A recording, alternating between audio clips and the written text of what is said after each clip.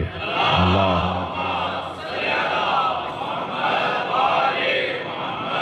اللہ قرآن مجید میں مقام امامت کو بیان کر رہا ہے۔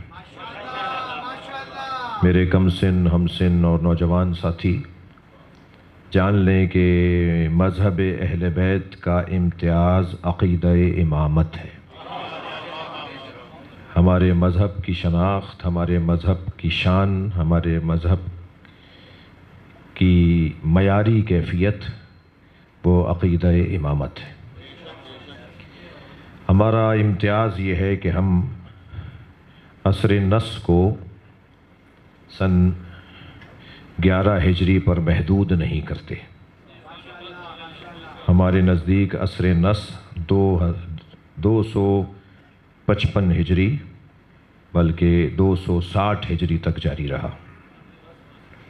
ہم نے اللہ کے پیغامات کو، وہ وحی قرآنی کی صورت ہو یا مشیت الہی کی صورت ہو، میں لفظوں کو بدلتا ہوں، وہ وحی قرآنی کی صورت ہو یا وحی بیانی کی صورت ہو، صلوات پڑھیں ذرا، میں عرض کرتا ہوں۔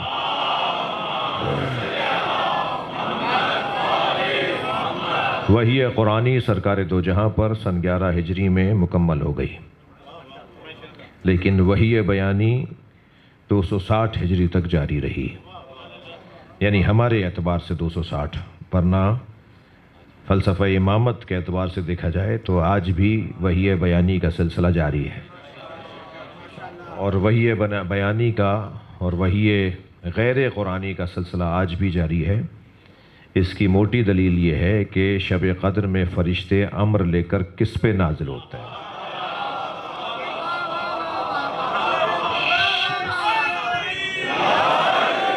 شب قدر میں فرشتے جس پر امر لے کر نازل ہوتے ہیں، اسی اولی الامر کو ہم اپنا 12واں امام مانتے ہیں۔ صلوات پڑھ لیں محمد۔ وہ جو فرشتے حتی مطلع الفجر، جو صبح کہیے روز قدر، صبح یوم القدر، جو فرشتے فجر تک نازل ہوتے رہتے ہیں، وہ وحی لے کر آتے ہیں۔ میں ان بچوں اور جوانوں کے لیے علماء کرام، اہل علم، سینئرز تشریف فرمائے ہیں، اساتذہ تشریف فرمائے ہیں، اہل دقت، اہل مطالعہ بیٹھے ہوئے ہیں۔ ان بچوں اور جوانوں کے لیے، کیونکہ جس نسبت سے ہم اس وقت یہاں جمع ہیں وہ حضرت امام محمد تقی علیہ السلام کے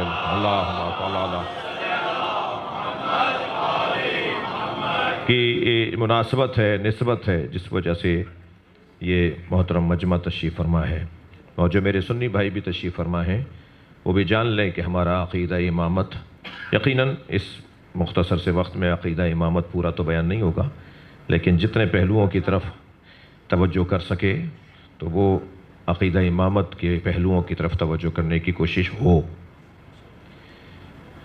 جی، ہم عصر نس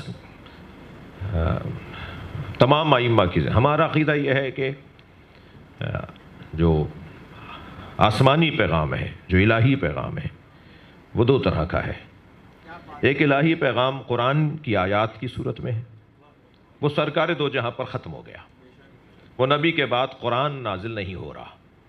قرآن مکمل ہے، قرآن تام ہے، قرآن کامل ہے، قرآن اکمل ہے، قرآن کا سلسلہ ختم ہو گیا۔ قرآن اب یہی ہے جو نبی پر نازل ہوا۔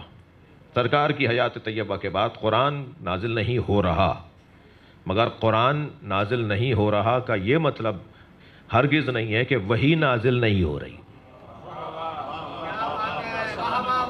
وحی کا سلسلہ باقی ہے۔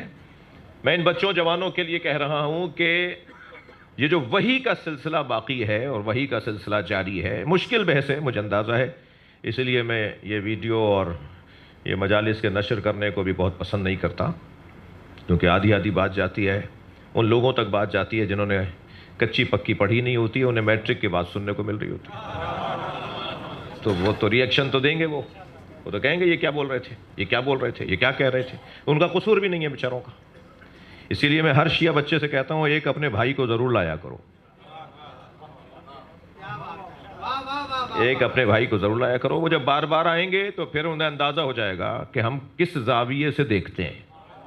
ہم کس انداز سے سوچتے ہیں. تو وہی قرآنی اور بیانی، وہی قرآنی اور غیر قرآنی، یہ وہی کی قسمیں، وہی کی اقسام اہل علم جانتے ہیں کہ حتیٰ اللہ نے شہد کی مکھی پر وحی کی، موسیٰ پہ وحی کی. پروردگار عالم کے بات کرنے کے 6 طریقے ہیں، صرف قرآن مجید ان میں سے ایک طریقہ ہے. یعنی وہی قرآنی جو ہے وہ ایک طریقہ ہے، مگر اللہ کی بات کرنے کے اور طریقے بھی ہیں. اور اللہ، یعنی عجیب بات ہے کہ یہ شہد کی مکھی پر اللہ وحی کرتا ہے، اس کو مان لیتا ہے. اور اگر میں کہوں مولا علی پر وحی ہوتی ہے، یعنی حضرت موسیٰ کی والدہ پر اللہ نے وحی کی، وَأَوْحَيْنَا إِلَىٰ أُمِّ مُوسَىٰ، اللہ نے حضرت موسیٰ کی والدہ پر وحی کی، اسے مان لیتا ہے. مگر مولا علی کی والدہ خانہ کعبہ کا طواف کر رہی تھی، اور ایک مرتبہ وحی آئی کہ دیوار گرنے والی ہے، پیچھے مت ہٹنا، اندر آ جانا، اور وہ اندر چلی گئی. اس وحی کو وہ نہیں مانتا. تو کوئی بات نہیں، کوشش کرنا ہے میرا کام، سمجھانا ہمارا کام ہے، چڑھانا کام نہیں ہے. ایک صلوات پڑھیں.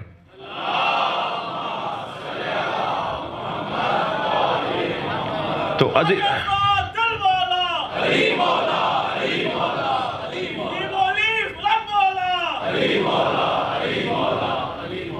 توجہ کر لی. تو وہی بیانی، حتیٰ ائمہ اہل بیت کی امامت پر جو چیز دلیل ہے نا، یہ ایک پیغام ہے عظمت جناب زہرا کے حوالے سے. بی بی کی عظمت کا ایک باب یہ ہے کہ اگر کوئی دعوی امامت کرتا تھا نا، تو ائمہ فرماتے تھے اس سے پوچھو کہ اس کے پاس صحف فاطمہ ہے، اس کے پاس صحیفہ فاطمہ ہے. یعنی ایک دلیل بنتی تھی کہ، اور بی بی کا جو صحیفہ ہے، صحیفہ فاطمیہ جو ہے، اس کے لیے ہے کہ بی بی کا، کیونکہ ایک لقب ہے محدثہ، محدثہ بھی اور محدثہ بھی، دونوں لقب ٹھیک ہیں. محدثہ جو فرشتوں سے باتیں کرتی ہو، اور محدثہ جس سے فرشتے باتیں کرتے ہو. تو جناب زہرا کے اوپر فرشتے نازل ہوتے تھے. جی، میں ایک ٹی وی چینل پہ تھا، مولانا تشریف فرمائے، وہ گفتگو ہونے لگی کہ شب قدر میں فرشتے کس پہ نازل ہوتے ہیں. تو ہمارے ساتھ ایک ہم فلاں بھائی بھی تھے. تو ایک بھائی نے کہا کہ پوری امت پہ نازل ہوتے ہیں، ہر فرد امت پر فرشتے نازل ہوتے ہیں. وہ ٹی وی پہ، وہ ریکارڈ پر موجود بھی ہے، یوٹیوب پر وہ ہماری گفتگو.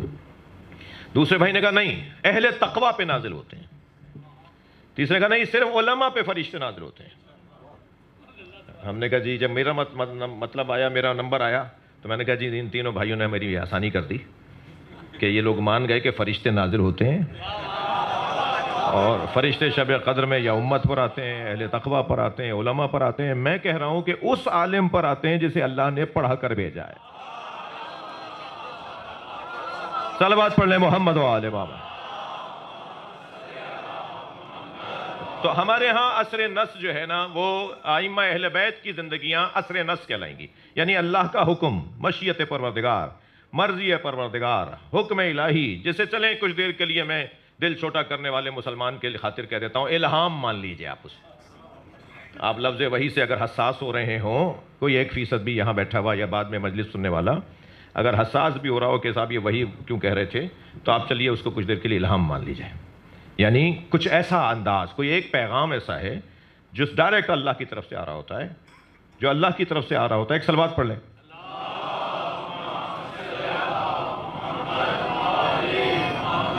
ایک اور بلند صلوات.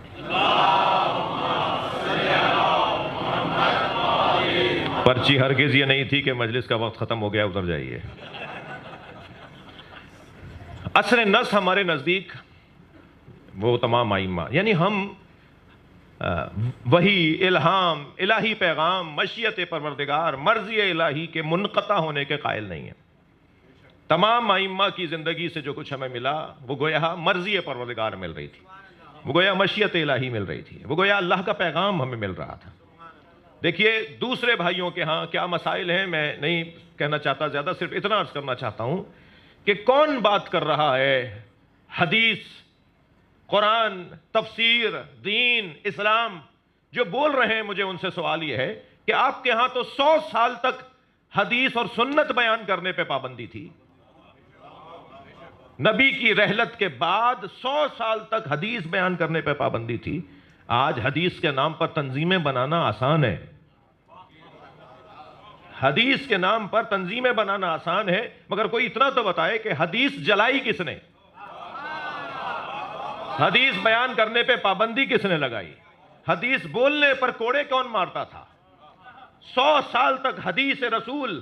میں تو ایک مرثیے کے طور پر اس بات کو بیان کر رہا ہوں. نبی کی حدیث اسلامی تہذیب ہے، نبی کی حدیث اسلامی ثقافت ہے، نبی کی حدیث قرآنی اور الہامی اور آسمانی پیغام کی تشریح ہے. اتنی بڑی ثقافت 100 سال میں کتنے لوگ مر چکے ہوں گے جنہوں نے حدیث سنی ہوگی؟ 100 سال تک کتنے لوگ زندہ رہے ہوں گے نبی کی رحلت کے بعد جنہوں نے خود نبی سے ڈائریکٹ حدیث سنی ہوگی؟ ایک پوری کھیپ چلی گئی، ایک پورا کہیے کہ ایک بہت بڑا اجتماع دنیا سے رخصت ہو گیا، ایک بہت بڑی تعداد مسلمانوں کی دنیا سے رخصت ہو گئی.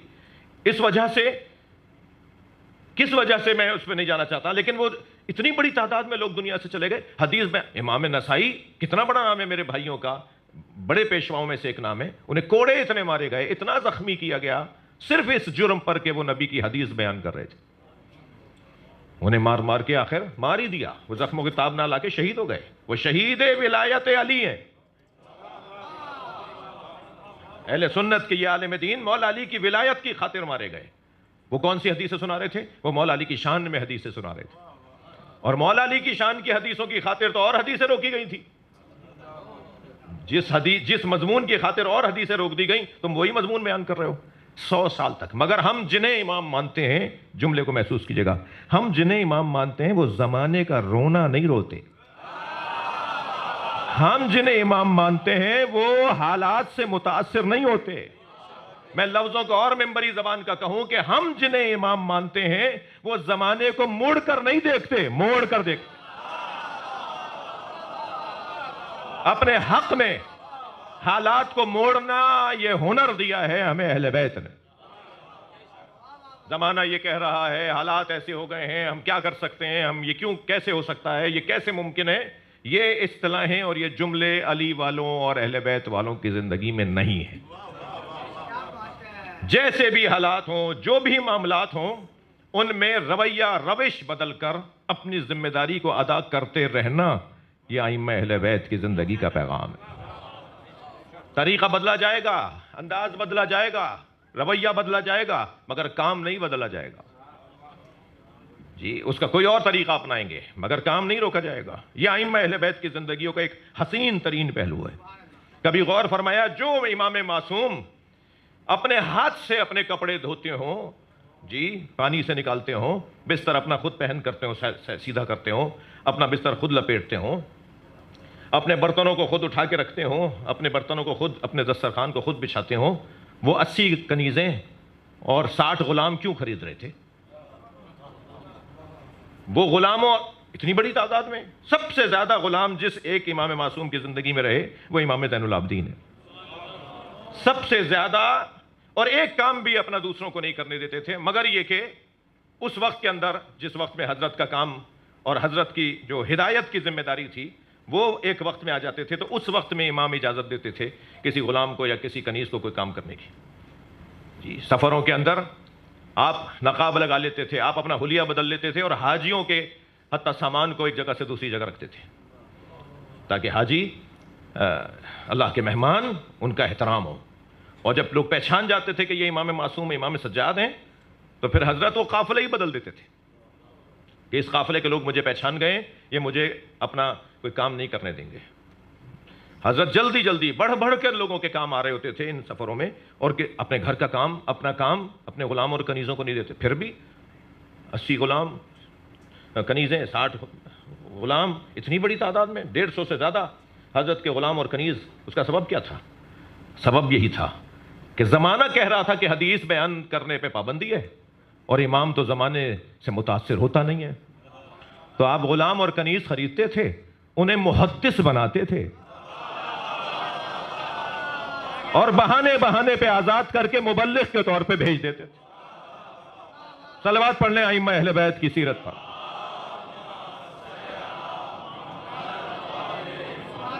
وہ علماء کی صورت میں، وہ محدثین کی صورت میں، وہ مبلغین کی صورت میں پھر امام معصوم انہیں روانہ کر دیتے تھے، جاؤ تم نے حدیثیں سیکھ لی ہیں، تم نے ہمارے جد کی تعلیمات کو حاصل کر لیا ہے، تم نے ہمارے پیغامات کو سمجھ لیا ہے، اب جاؤ تم آزاد ہو۔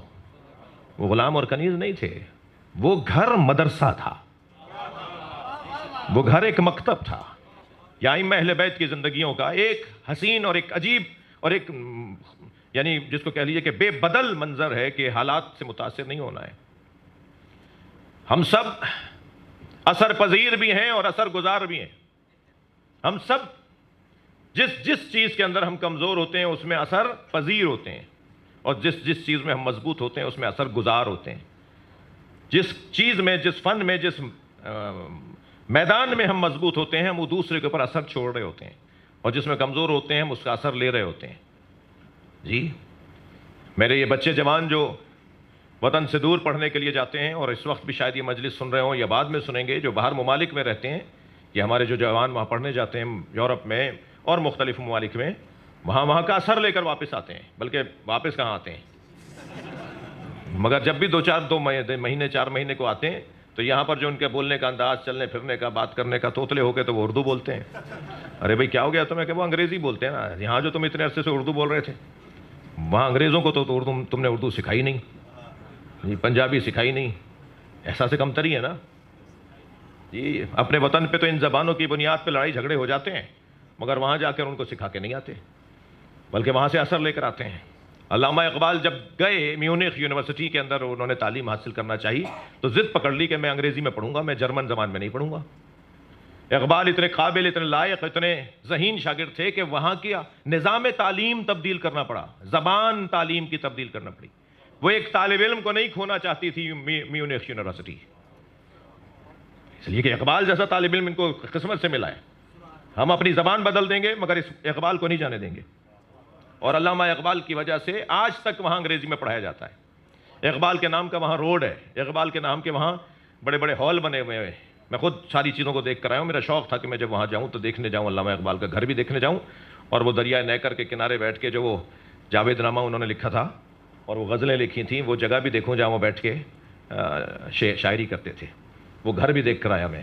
مجھے شوق تھا کہ جب میں اس طرف جاؤں تو آیت اللہ خمینی کا گھر بھی پیرس میں دیکھ کر آؤں، اور میونخ کے اندر علامہ اقبال کا گھر بھی دیکھ کر آؤں، دونوں گھر دیکھ کر آیا۔ دونوں کے گھر کے باہر کھڑے ہو کے ان کے لیے ایصال ثواب میں ہم نے چھوٹی سی مجلس بھی کی۔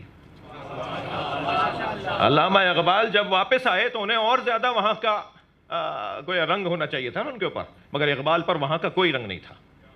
اقبال واپس آ کے اور زیادہ انقلابی ہو گئے تھے، یعنی انقلابی جو ان کی سوچ تھی وہ بڑھ گئی تھی، کم نہیں ہوئی تھی۔ اس کا انہوں نے 2 مصروں میں فلسفہ بیان کیا ہے۔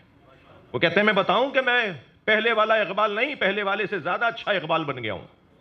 وہ کہتے ہیں آخر ایسا کیوں ہوا؟ وہ کہتے ہیں خیرہ نہ کر سکا مجھے جلوہ دانش فرنگ، مجھے یورپ کی تعلیمات کا جلوہ متاثر نہیں کر رہا تھا۔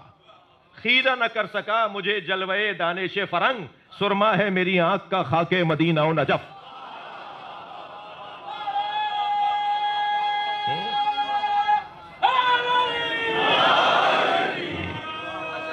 جن کے پاس امام محمد تقی ہوں، جن کے پاس امام موسیٰ کاظم ہوں، جن کے پاس امام جعفر صادق ہوں، وہ کسی اور مسٹر اور مس کی طرف کیوں دیکھ رہے ہیں؟ صلوات پڑھیں ذرا محمد و آل محمد، اور بلند صلوات مولا کی ذات پہ۔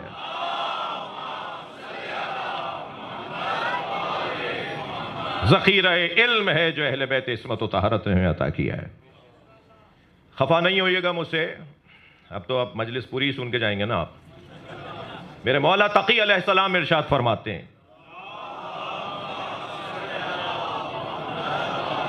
لا تجلس بالاربع، خبردار 4 لوگوں سے دوستی مت کرنا۔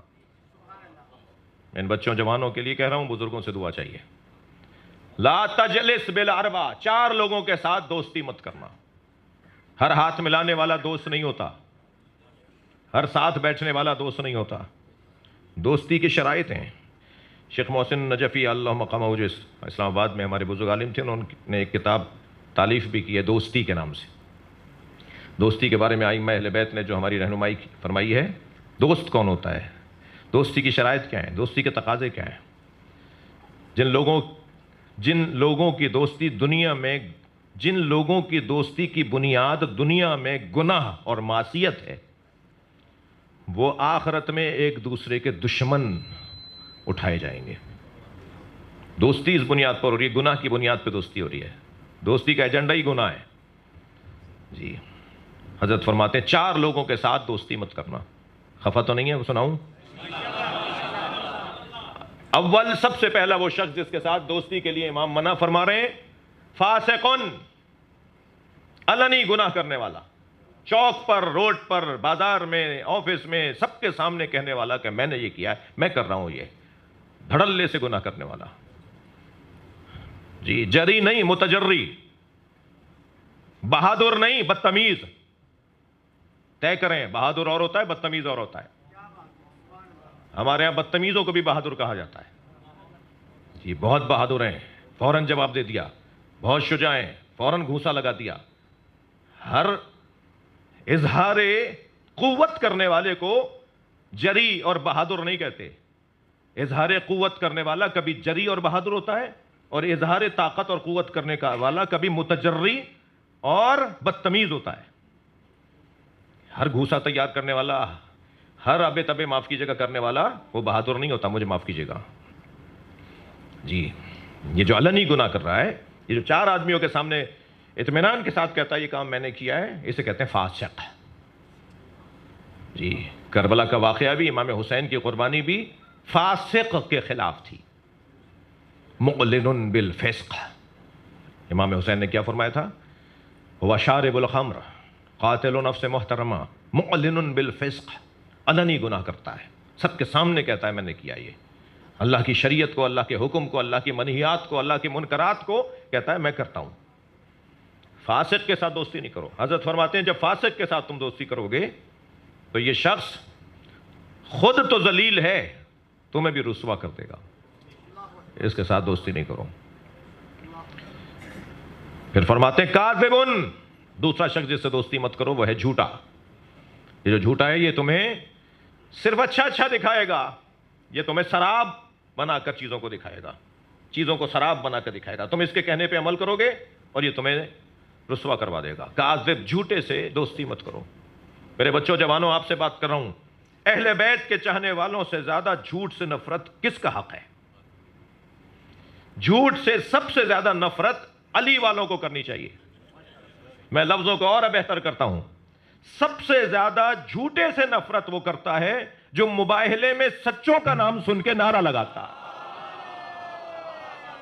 صلوات پڑھ لیں محمد و آل محمد پر۔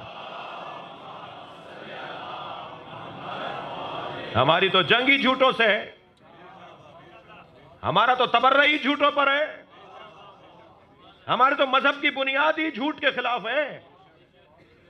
ہم تو سب سے زیادہ کھلے اور علنی دشمن ہیں جھوٹ کے۔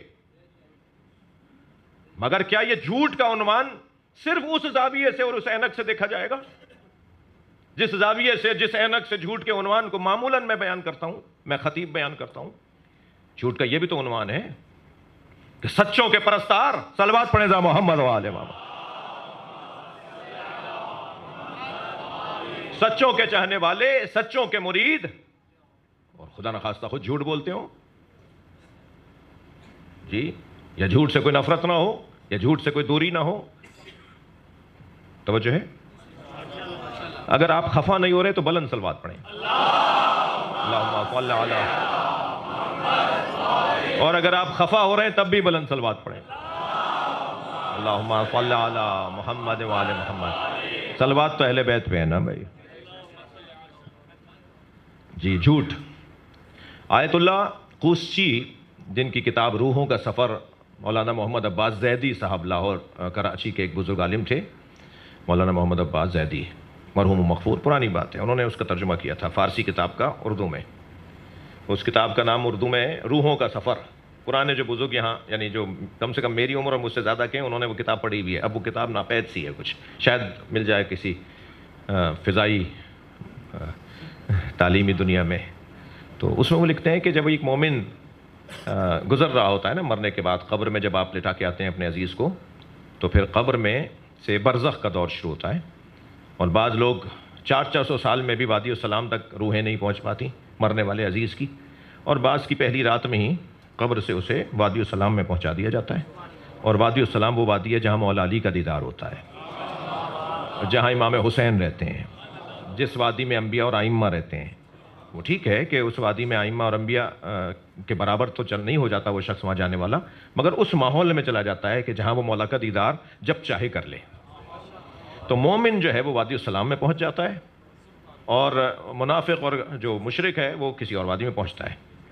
جی، وہ جو مومن وادی السلام میں پہنچتا ہے وہ بعض اوقات کئی سال، 100 سال لگ جاتے ہیں اسے وہاں پہنچنے میں، اس کی روح کو۔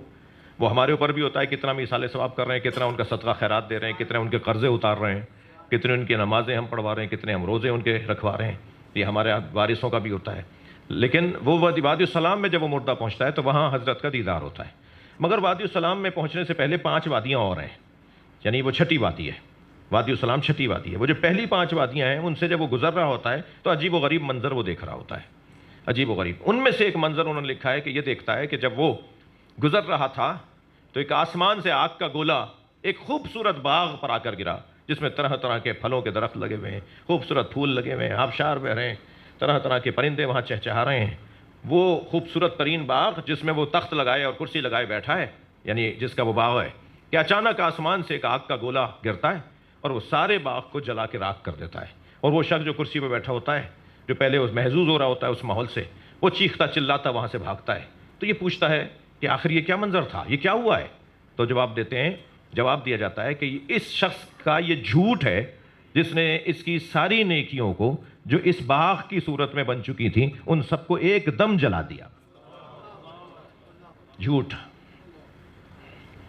اوصیکما ونفسی، یہ میں آپ سے کہہ رہا ہوں اور اپنے آپ سے کہہ رہا ہوں۔ صلوات پڑھیں محمد و آل محمد۔ مولا محمد تقی علیہ السلام کا قول سنا رہا ہوں میں آپ کو۔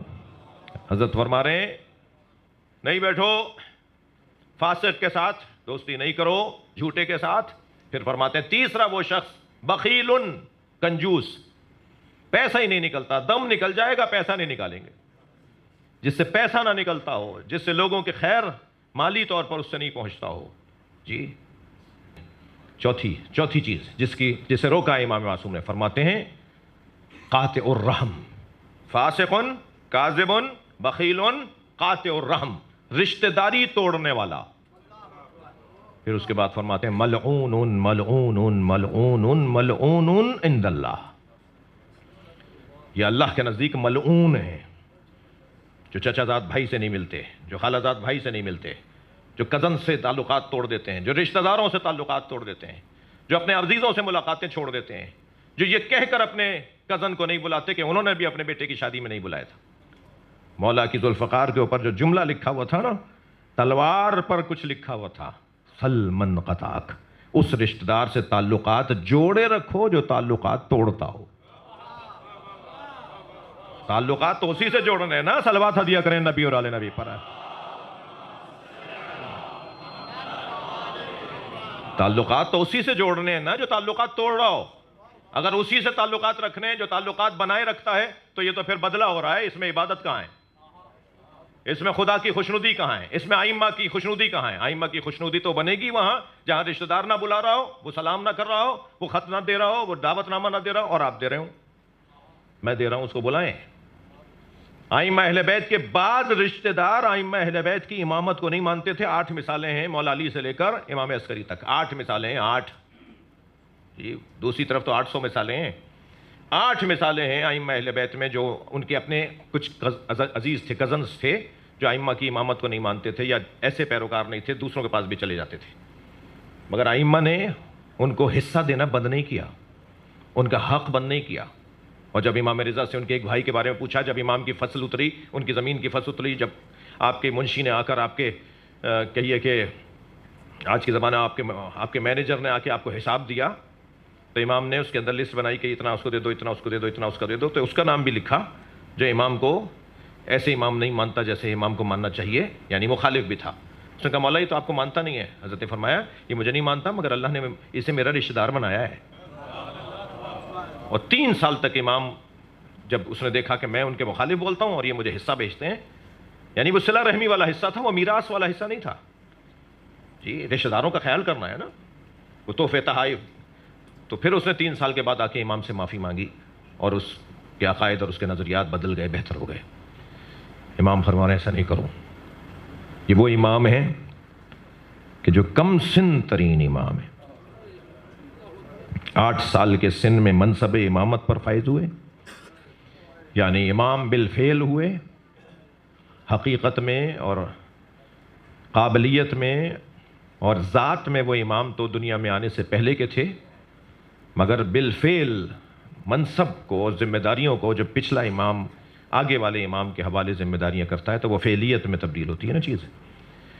منصب امامت پہ امام محمد تقی 8 سال کی عمر میں فائز ہوئے اور 28 سال میں شہید ہو گئے. سب سے کم سن ترین امام ہے. امام تقی سے کم عمر، ظاہری عمر کی بات ہو رہی ہے، کوئی امام اس سے کم عمر میں امام شہید نہیں ہوئے.